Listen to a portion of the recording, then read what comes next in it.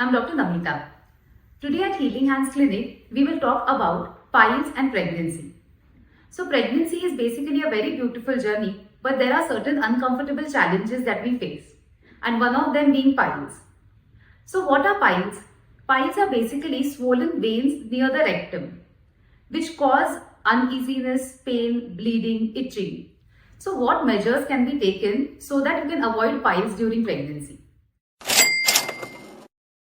First of all, have a very good fiber-rich diet. What exactly can you include? So include vegetables, fruits, salads, nuts, seeds you can include in your diet, which will help in stool formation. Secondly, stay hydrated. For that, keep your water intake high. You can also increase your liquid intake like soups. You can have coconut water or else nimbu sharbat.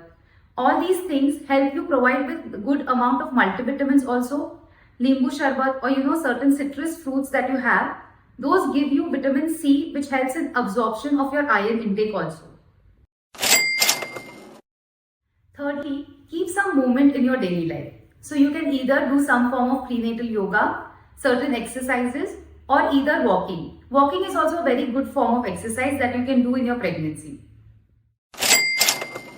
Fourth, but the most important thing is avoid straining. Also, avoid sitting on the toilet for too long.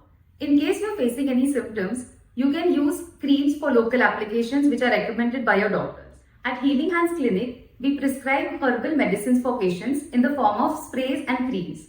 So we have Anoac cream, which is used for local application, and we have a patented spray which is Ano spray, which can be used in case of discomfort, pain, itching.